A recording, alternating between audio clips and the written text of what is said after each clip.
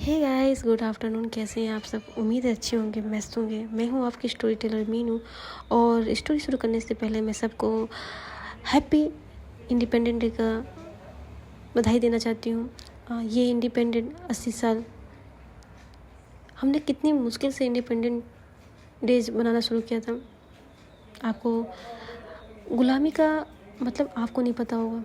ये जो जेनजी हैं उनको नहीं पता है कि देश को आज़ाद करने में कैसे चीज़ें कितनी मेहनत करनी पड़ी। जेनजीज आज एक जेनजीज एक अलग माहौल बन चुका है। लेकिन उनसे पूछिए जो दशक के थे, जो आज भी आज़ादी को लेकर उनकी आंखों में आंसू आते हैं। गुलामी के बाद जो ज़िंदगी होती है आज़ाद की, वो क्या होती है? आप उन बुज़ुर्ग लोगों से पूछिएगा। जी हाँ, इस आज़ादी को ऐसे वेस्ट मत जाने दीजिए। आज 80 साल हो चुके हैं, कुछ ऐसा ज़रूर करिए देश में आपका नाम हो। तो बस इसी के साथ कंटिन्यू करिए, अपनी लाइफ को बनाते रहिए। तो हम शुरू करते हैं अपनी स्टोरी, दिल की जिद सीज़न 2। जी हाँ,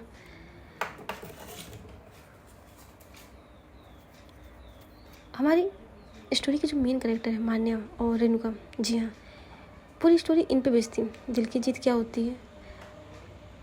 स्टोरी का जो दिल की जिद मैंने ले रखी थी वो था अपने प्यार को पाना, अपने प्यार के लिए सब कुछ करना। फिर वो चाहे मान्या हो, चाहे रेणुका हो, चाहे आशी हो, सबके दिल में एक जिद है किसी न किसी चीज़ को पाने की, किसी न किसी चीज़ को हासिल करने की। तो उस स्टोरी में जो जिद था, असली मज़ा तो तब होता है जब हर जिद से लड़ने के बाद अपना प्यार अपने बाहों में हो। जी हाँ, अपने साथ हो, अपने सुख दुख के साथ खड़ा हो। जी हाँ गाइस, थोड़ी आवाज़ आ सकती है, उसके लिए माफ़ी कर दीजिएगा। ये थोड़ा आवाज़ है। हमारे आस अगल बगल और दाएं बाएं चारों तरफ मकान बनने। मैं अकेली थी, 8-9 साल अकेले हमारा घर था, लेकिन अब आसपास के पड़ोसी आ रहे हैं, तो थोड़ा सा प्लीज़ देखिएगा। चलिए शुरू करते हैं। रूरू के अंतिम संस्कार के बाद जब लोग घर आ चुके थे, पूरा घर सो रहा था, लेकिन मान्या की आंखों में नींद नहीं थी। ना जाने क्यों उसके ख्याल में वो चीज़ चाह ही नहीं रही थी। रूरू का तड़पना, रूरू का वो अपने कमरे की खिड़की के पास बैठी थी। बार बार उसके दिमाग में रूरू की बातें, मेरे पापा को। मान्या ने आंखें बंद की, उसे बेचैनी होने लगी। वो अचानक उठी, टेबल पर रखा वही कागज उठाया जिस पर रूरू ने उस जगह का पता लिखा था। जी हाँ, इधर मान्या, अगर मैं आज नहीं गई तो शायद फिर कभी मौका नहीं मिलेगा। उसने अपने कमरे के बाहर देखा, पूरा घर शांत था। मान्या ने किसी को कुछ नहीं बताया, ना रेणुका, ना आशी, ना और किसी को। वो चुपचाप अपनी कार की चाबी ली और रूम से बाहर निकल चुकी थी। जी हाँ, रात के करीब 12 बज चुके थे। मान्या की कार सुनसान रास्ते पे तेजी से आगे बढ़ रही थी। बार बार उसकी नज़र उस कागज़ पे। एक जगह पहुंचकर उसने कार रोकी। सामने एक पुराना फार्म हाउस था। चारों तरफ ऊंची दीवारें थीं और गेट बंद था। घर के अंदर पूरा अंधेरा था। मान्या कार से उतरी, चारों तरफ देखा। यही वो जगह है। रोनी ने मुझे गलत पता नहीं दिया था। वो धीरे धीरे गेट के अंदर पहुंची। गेट थोड़ा सा खुला हुआ था। मान्या ने धक्का दिया। गेट की आवाज़ गेट के पूरे परिसर में गूंज चुकी थी। हाँ, वो अंदर चली गई। इधर मान्या ने फ़ोन की रोशनी ऑन किया। जी हाँ, फ़ोन की रोशनी ऑन किया। दीवारों पे लगी फ़ोटो देखी। कुछ तस्वीरों में रूरू अपने पिता के साथ। मान्या एक तस्वीर के सामने रुक गई। रूरू बहुत छोटी थी। मान्या की आंखों में पहली बार दर्द दिखा। चीज़ें देख रही थी, तभी ऊपर ठक ठक की आवाज़, यानी कोई आ रहा था। मान्या तुरंत सतर्क हो गई। कौन? उधर से कोई जवाब नहीं। उसने धीरे धीरे सीढ़ियों की तरफ बढ़ती गई। तभी उसका फ़ोन बजा। स्क्रीन पे एक नाम, रेणुका। मान्या ने फ़ोन को साइलेंट किया और खुद से कही, सॉरी रेणुका, लेकिन अभी मुझे अकेले करना होगा। इधर वो ऊपर पहुंचकर मान्या को एक बंद दरवाज़ा दिखाई दिया। दरवाजे पे वही निशान था जो रूरू ने फाइल में बनाया था। मान्या ने दरवाज़ा खोला। अंदर से एक छोटी सी टेबल थी। टेबल पे कई फाइल रखी हुई थी। मान्या ने अंदर पहुंच के पहले फाइल्स खोली। राजपूत इंडस्ट्री के दस्तावेज थे, पुरानी विक्रम की तस्वीर। तीसरी फाइल में मान्या के तो हाथ ही रुक गए। उसमें मान्या, आशी, सना, मार्ग, काजल सबकी तस्वीरें थी और सब पे कट का निशान। हर तस्वीर के नीचे गतिविधियों की जानकारी। मान्या का तो चेहरा और सीरियस हो गया। इतनी निगरानी कब से? तभी पीछे से एक आवाज़, काफ़ी समय से। मान्या तुरंत पलटी। कमरे का दरवाज़ा बंद हो चुका था। अंधेरे में एक आदमी खड़ा था। चेहरा दिखाई नहीं दे रहा था। कौन? रूरू के पापा? आदमी धीरे आ गया। तुम्हें सच में लगता है कि रूरू ने सिर्फ मेरा पता देने को बुलाया था? मतलब रूरू ने तुम्हें यहाँ भेजा क्योंकि उसे पता था कि तुम अकेले जरूर आओगे। मैंने कुछ पल तो बिल्कुल इस्टेब्लिश हो गई। ये क्या बोला उसने? फिर बोला, अगर ये तुम्हारा जाल है तो याद रखना मैं डरने वाला नहीं हूँ। आदमी की मुस्कान और गहरी हो गई। तभी वो आदमी कहता, मुझे पता है, इसीलिए तो तुम्हें यहाँ बुलाया है। अचानक कमरे की जो हल्की फुल्की लाइट थी वो बंद हो गई। मान्या के फ़ोन की रोशनी अब एक चीज़ दिखाई दी। टेबल पर रखे रूरू की तस्वीर, पीछे मान्या, सच जानने तो नीचे आओ। मान्या ने धीरे से तस्वीर हाथ में ली और धीरे धीरे चीज़ों की तरफ बढ़ती गई। और वो एक तहखाने टाइप में होता ना, पहले बिल्डिंग्स में होते थे तहखाने, पता नहीं पहले कौन बनाता था ये सब कहानियाँ। जी हाँ, वो तहखाने की तरह था। वो धीरे धीरे सीढ़ियों से नीचे जाती थी। फ़ोन की रोशनी ऑन थी और उसी के साथ वो धीरे धीरे अंदर बढ़ने लगी। अंदर अलग अलग तरह की तस्वीरें थी, अलग अलग चीज़ें थी। जी हाँ, मान्या का स्टॉकिंग आज से नहीं हो रहा था। मान्या जब 18 साल की थी तब से उसकी स्टॉकिंग चल रही थी। पूरे फार्म हाउस अंधेरा से डूबा था। नीचे पहुंचते उसने बड़ा सा कमरा देखा। कमरों के बीच में एक टेबल रखी थी, उस पर रूरू की पुरानी डायरी। मान्या धीरे धीरे नीचे गई। पहले अगर मान्या यहाँ तक पहुँच गई तो उसका मतलब मैं अपनी बात खुद बता पाई हूँ। मान्या की सांसें रुक गई। वो आगे बढ़ती है, पापा वो इंसान नहीं जैसा मैंने तुम्हें बताया। तभी वो आदमी, आखिर तुम्हें डायरी ढूंढ ही ली। मान्या पलट गई। अंधेरे में वो आदमी अभी भी खड़ा था। चेहरा साफ नहीं दिख रहा था उसका। हाँ, वो आदमी धीरे रोशनी में आया। मान्या ने उसे देख कुछ पल तो बिल्कुल शांत। तुम? हाँ। जैसे ही मान्या ने उसका चेहरा देखा, वो आदमी, हाँ, लेकिन रूरू ने मेरे बारे में तुमसे कभी कुछ नहीं छुपाया। मान्या की डायरी कस पकड़ ली। तो फिर ये सब क्या था? विक्रम, किडनैपिंग, बस्ती, रूरू। तभी उस आदमी ने गहरी सांस ली। रूरू को लगता था कि मैं उसके खिलाफ हूँ, लेकिन असल में मैं उस आदमी को बचा रहा था जो पूरे खेल का असली मास्टरमाइंड था। व्हाट? कौन? तभी आदमी ने जवाब देने के बजाय एक डायरी की तरफ इशारा किया। आखिरी पन्ना पढ़ लो। मान्या ने कांपते हुए हाथ को डायरी का आखिरी पन्ना खोला और वहाँ पे जो नाम लिखा था। मान्या शॉक। ये उसी समय उसके फ़ोन फिर से रेणु का कॉल आई। इस बार मान्या ने फ़ोन उठाया। मान्या, तुम कहाँ हो? मान्या चुप थी। रेणुका, हमने तुम्हारी कार ट्रैक कर ली, तुम अकेली वहाँ क्यों गई हो? मान्या सामने खड़ी आदमी तरफ देखा। फिर, रेणुका, मुझे लगता है हम जिस दुश्मन की तलाश थी वो हमारे बहुत करीब है। अचानक दरवाज़ा खुलने की आवाज़। आदमी तुरंत, अब तुम्हें यहाँ से निकलना होगा। लेकिन क्यों? क्योंकि उसका नाम तुमने डायरी में पढ़ लिया। उसे पता चल चुका है कि तुम यहाँ हो। अचानक बाहर से गाड़ियों की बहुत सारी आवाज़। मान्या खिड़की बाहर देखी। काली गाड़ियों की एक लाइन लगी थी। पूरा फार्म हाउस घिर चुका था। मान्या ने डायरी को अपने बैग में रखा। अब मैं कहीं नहीं जाऊँगी। जिससे रूरू की ज़िंदगी बर्बाद की, जिससे मेरी मान्या, मेरी रेणुका, मेरी बहन, सबकी ज़िंदगी बर्बाद की, उसे मैं जिंदा तो नहीं छोड़ूंगी। एक काली कार से दरवाज़ा खुलता है। एक आदमी बाहर, चेहरा अभी नहीं दिखाया गया कि कौन था, फार्म हाउस की तरफ जाता हुआ। मान्या, तुम्हें यहाँ नहीं आना चाहिए था। अब देखता हूँ तुम्हें कौन बचाता है। ये कहते हुए वो फार्म हाउस के अंदर जाने लगा। फार्म हाउस के बाहर गाड़ियों की लाइन लग चुकी थी। अंदर मान्या उस रहस्यमयी आदमी के सामने खड़ी थी। मान्या ने उसकी तरफ देखते कहा, अब चेहरा छुपाना बंद करो, मुझे सच जानना है, अभी के अभी। आदमी कुछ पल चुप रहा। फिर धीरे से उसने अपना चेहरा रोशनी में किया। मान्या देखते ही चौंक गई। आप? वो आदमी हल्की सी मुस्कान के साथ बोला, हाँ। और अब शायद तुम्हें समझ आया होगा कि रेणुका इस कहानी में इतनी गहराई से क्यों जुड़ी है। मान्या का चेहरा पे एक सवाल, आप रेणुका को कैसे जानते? वो आदमी ने जवाब दिया, जानता हूँ। मैं उसकी ज़िंदगी का एक बहुत बड़ा हिस्सा हूँ। उसने कभी तुम्हें बताया नहीं? मैं रेणुका का सौतेला पिता हूँ। मान्या कुछ सेकंड तो कुछ बोल नहीं पा रही थी। फिर उसी समय रेणुका के फार्म हाउस से बाहर फार्म हाउस के बाहर पहुंच चुकी थी।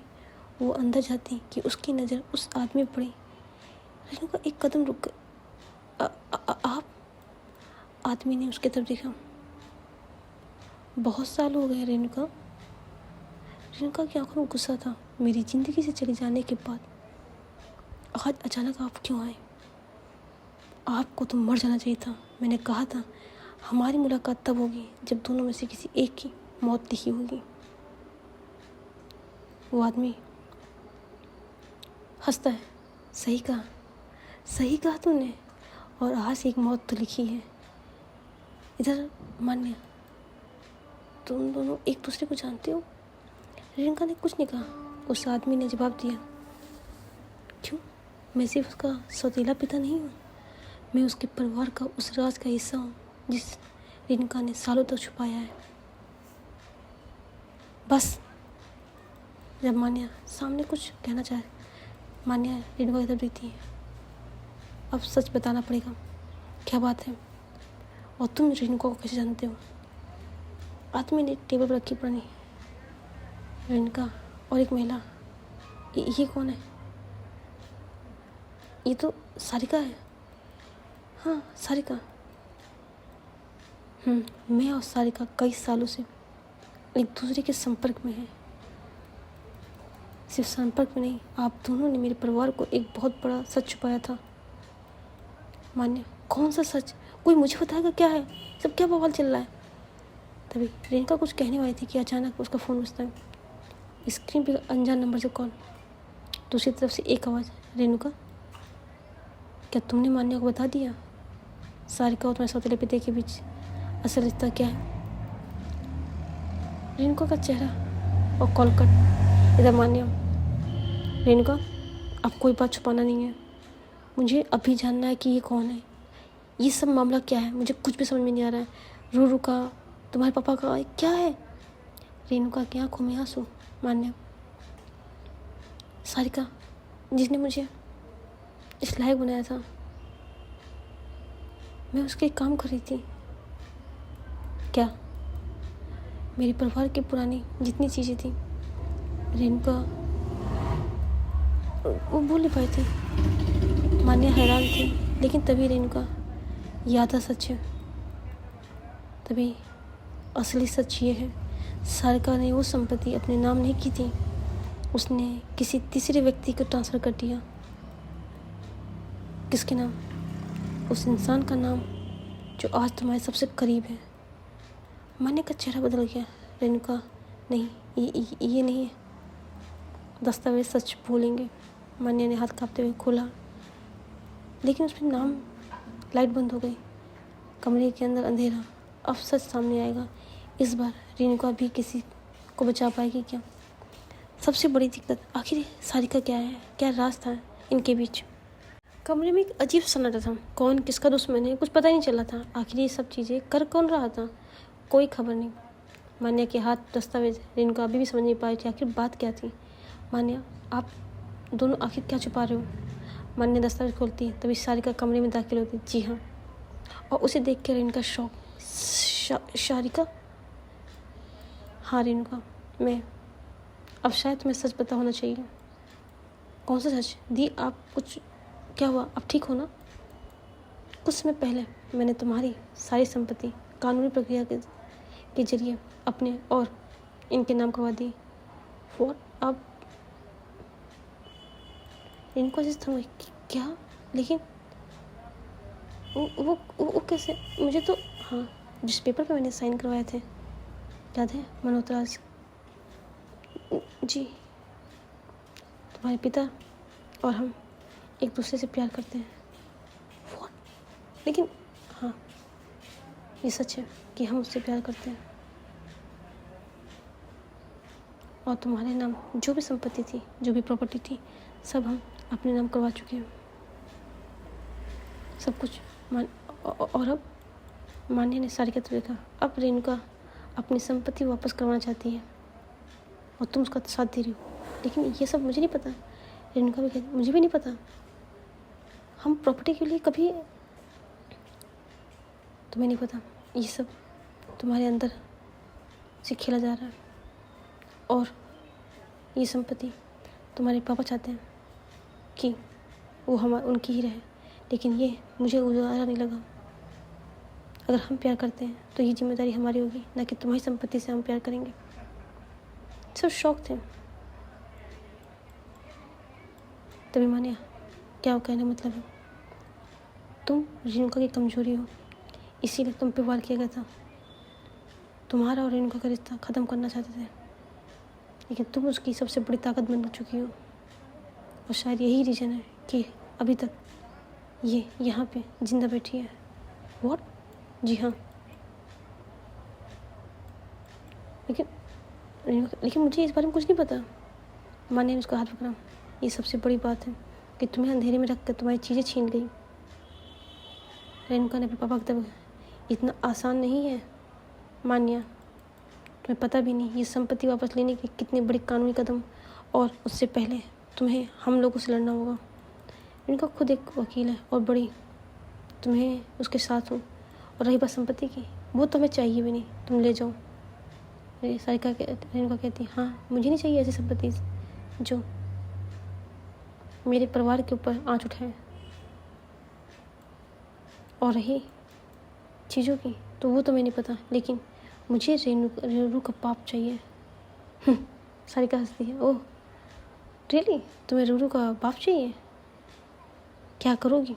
उसको तो सबक सिखाना है। उसने ही पूरी ज़िंदगी एक खेल रचा था।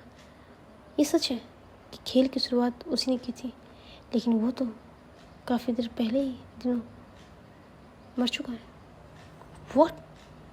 पर रूरू ने मुझे, हाँ रूरू की बॉडी को हम कंट्रोल कर लेते हैं। उसकी बॉडी सारी मेरे कहने पे चली थी। वो जो चीज़ें उसने कही, जो चीज़ें बताई, वो सब मेरे कहने पे था। व्हाट? इतना बड़ा साजिश। सॉरी रेनू, लेकिन प्यार के लिए कुछ चीज़ें करनी पड़ती हैं, वो मैंने एक भी की। आई होप तुम मुझे माफ़ करोगी। शी, मुझे आपसे ऐसी उम्मीद नहीं थी।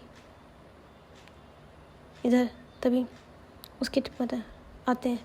तुम्हें उम्मीद हो या ना हो, मुझे फ़र्क नहीं पड़ता। मुझे मेरी संपत्ति पूरी वापस वैसी हाल में चाहिए जैसी हमने बनाई थी। आपने, ये सब हमारे पापा का है। आपने कब बनाई? मेरी माँ ने बनाया था। हाँ पता है, तभी तो मैंने तुम्हें माँ से शादी की थी। लेकिन तुम्हें माँ, वो तो और ही लोचन निकली। उनके खींचो वो संभाल नहीं पाई, और जो चीज़ मेरे हाथ आने वाली थी वो निकल चुकी थी। मुझे पूरी संपत्ति चाहिए। तभी आगे से एक आवाज़, इतनी भी जल्दी क्या है मिस मान्या, अभी तो पूरा खेल ही बाकी है। अभी तो हमें जीतना भी है। इतनी आसानी से हम तुम्हें जाने नहीं दे सकते हैं। मान्या तुरंत, कमरे का माहौल एकदम अशांत हो चुका था। चीज़ें बदल चुकी थी। और रेणुका कहती है, सारिका दी, मुझे आपसे भरोसा थी। मैंने आपको दी कहा था। सारिका, मुझे दी की ज़रूरत नहीं है। मैंने तुम्हारी मदद की थी, अब मुझे तुम्हारी मदद चाहिए। हाँ, मुझे इस शख्स से प्यार है। बेनती है, और मैं चाहती हूँ कि मैं उसके साथ अपनी ज़िंदगी जीऊँ। क्या तुम अपनी दी के लिए ऐसा नहीं करोगे? आपको पता है मेरे सौतेले पिता हैं। हाँ कोई नहीं, सौतेले थे ना, अब तुम्हारे नहीं है। रेणुका दी, सारिका दी, आप क्या कह रहे हो? देखो रेणुका, मैंने तुम्हारी जान बचाई थी, मुझे उसकी ये कीमत चाहिए। सारिका कह रही थी रेणुका को समझना था वो क्या करे, उसे क्या करना चाहिए, उसे खुद भी क्लियर नहीं था। लेकिन तभी, जी हाँ, रेणुका कहती है दी गलत है, ये नहीं हो सकता। देखो रेणुका, मुझे कुछ नहीं समझ में आया, मुझे तुम्हारी संपत्ति चाहिए और इससे ये शख्स मेरे पास आ जाएगा। दी संपत्ति की कोई बात नहीं, वो आपका है, आप ले लो, मुझे वो चाहिए भी नहीं था प्लीज़, लेकिन ये मत करो। इतने में रेणुका के सौतेले पिता को बहुत गुस्सा आ जाता है और वो कहते हैं तू बात मान रही है कि अपनी जेब से हथियार निकालते उसे तान देते हैं। धमानिया, आप रुकिए, क्या कर रहे हैं? वो आपकी मेरी बेटी नहीं है वो, मेरी बेटी तो उसी दिन मर गई थी जिस दिन इसने तुमसे शादी की थी, मेरी नाक कटा के। तभी रेणुका कहती है आप अब बाप कहने लायक थे? जिस हाल में आपने मुझे मेरी माँ को छोड़ के गए थे, वो याद है किस तरह हमने ठोकरें खाई थी? और रही बात इनसे शादी, वो तो एक सिर्फ समझौता था, लेकिन हाँ आज मैं इनसे बेनतिहा प्यार करती हूँ, बेनतिहा। और अगर कुछ हुआ, ओह वाह क्या बात है, तुम प्यार करो तो प्यार और हम करें, ये आपकी चीज़ें नहीं है। शारिका दी मेरी दी, लेकिन अगर शारिका दी चाहती है तो मुझे कोई मंजूर नहीं है, मैं इस पेपर पर साइन कर सकती हूँ। मुझे पूरी संपत्ति चाहिए और वो मिलेगी जब तुम इस दुनिया से मर चुकी होगी, तभी मान्य। औकात भी में बात करना, वो मेरी वाइफ है और अगर उसके ऊपर गन चली ना, अच्छा देखते हैं कौन कितने क्या कर सकता है।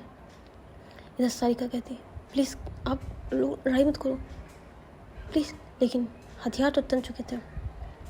मान्या ने अपनी गन से उसके स्टेप फादर पर लगा था, स्टेप फादर ने रेणुका पर लगा रखा था। सारिका देख रही थी, तभी बाहर से एक तेज सी आवाज़ गन चलने की और सारिका चिल्ला देती है बहुत तेज़ी से। मान्या भी चिल्लाती है रेणुका। तो गाइस आज स्टोरी को ही रखते हैं। आखिरी गोली किसको लगी और चलाई किसने, सबसे बड़ी बात। और हाँ साउंड के लिए दिक्कत रहेगी क्योंकि अभी साउंड आते रहेंगे, बगल में मकान बन रहा है, तो एंजॉय कीजिए। स्टोरी कैसी लग रही है, बस इसके 2 पॉइंट और बचे हैं, इसके ख़त्म है। आई होप आप लोग को अच्छी लगी होगी स्टोरी। तो मिलते हैं इसके अगले पार्ट में। Love you guys, take care, tata bye bye and enjoy it.